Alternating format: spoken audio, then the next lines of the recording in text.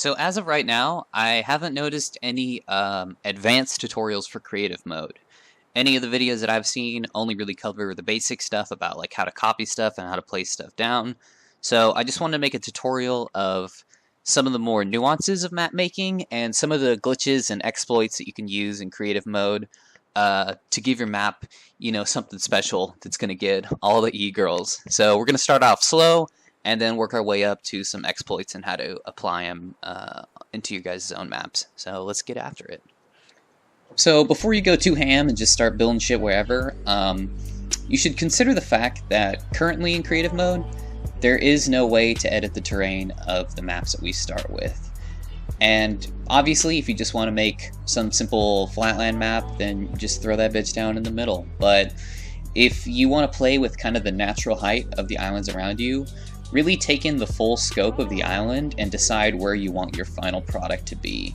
So, for instance, on this little deathmatch map here that I'm making, I kind of wanted to do, a village up top and then maybe some ruins down below, or I'm not totally sure what I want the final product to be, but I know that I wanted to play with the natural height of the world. So instead of wasting a bunch of fucking time and building this wherever, I really thought about what I wanted my final product to be, and then started making stuff around that. So yeah, that's a pretty simple thing, but it's definitely worth mentioning. Alright, so now that we figured out the terrain that we want our map to be on, let's just move right into how to start glitching into it and how to push its boundaries so that we're not being restricted by some of the game elements. So pretend for a second that this is a farm and that it doesn't totally suck. But one of the main problems I have with it are these little stupid green shrubs out front. And I would much rather have the corn, but the only problem with that is the corn is really freaking tall, and I can't place it any lower because the ground is getting in the way. So in order for us to get the appropriate height for a corn, we're going to need to get into the ground and then place it from there. So let's show you how to do that real quick. Currently, getting onto the map is actually pretty simple, but it is a little bit more of a pain in the ass for the Arctic island itself because the ground is not actually all one entity. Each of these icebergs are totally separate from one another. So if we were to phase into, say, this hill or this iceberg, we would still be locked out of all these other icebergs. So for our farm example, we know that we need to get into this iceberg right here in particular.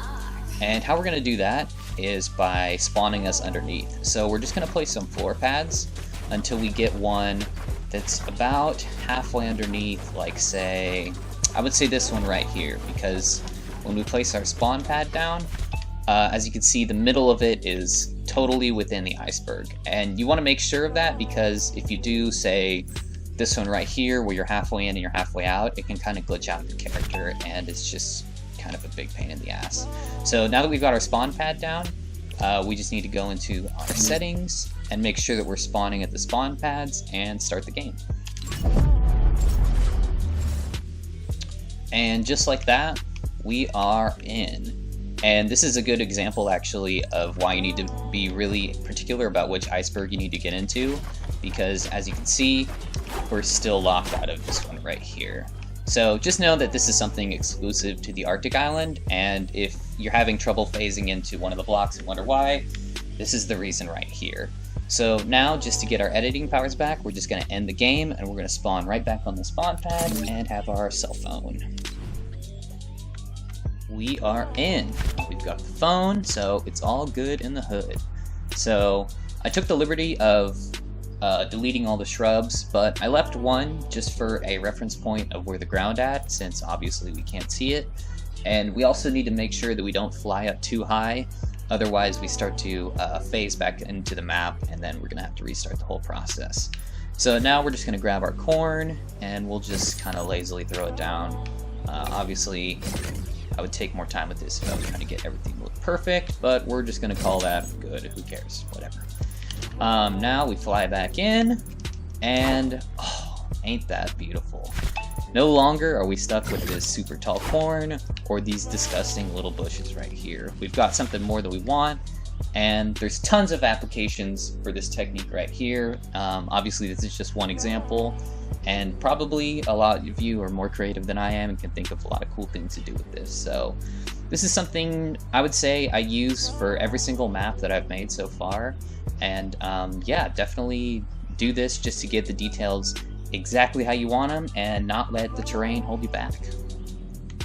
Alright, so the next little exploit that I found was how to get buildings to levitate. So obviously, objects like trees, as long as you have drop-off, as long as you turn drop-off, you know, you place them down and they're going to stay up in the air. But other things that kind of work around Fortnite's like little grid system, you can see on the left side, there is no option to turn off drop. So the second that you disconnect it from the ground, it will implode.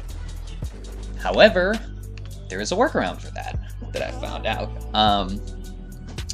So to understand how to do that, all you need to know is that the way Fortnite saves islands is that when you leave the game, it just takes a snapshot of whatever is left standing there, and it just assumes that everything is okay. So how we're going to get this building right here to float is we're going to delete the piece that is connecting it to the ground and then immediately leave the game. And if you do it fast enough, the building will be left standing, and you can get rid of this ugly little tail, so you can create like cool little flying maps like that. So let's just do that real quick. Alright, now that we're back in our world, if all went well, yes, our building is left standing. So suck it, Fortnite. We make our own rules for gravity around here.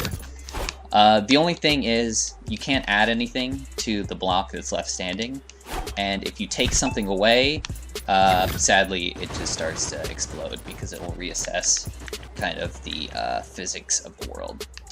So this last little tip, it's not some kind of flashy exploit like some of the previous stuff, but I think it's worth including in the video just to help people nail down the details of their map.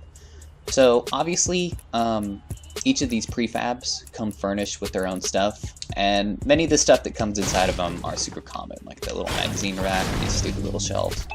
But some things, like this gun sign, or this little no admittance sign over here, are found only in like one prefab, and I can't say that all of them have something unique to them, but there are some in here which have one little object that you're not going to find in any other thing. So up here, I tried to make a little collection of things which I was only able to find on one or two prefabs. I'm sure that I missed a bunch of shit, and I'm sure some of this stuff is way more common than I realized. But even for things like, let's say these maroon stools instead of the standard blue ones, you know, maybe that's what you need to really make some room in your map match the rest of the room. Or maybe you want to make a little pimp den with this fancy bedding and these paintings. The possibilities are endless. And perhaps the most important prefab is this Lucky Landing one here. And I think there's a couple other ones because they contain ammo boxes and randomized chests, which, because we're currently not able to make random chests, you're going to have to copy them off of these prefabs right here.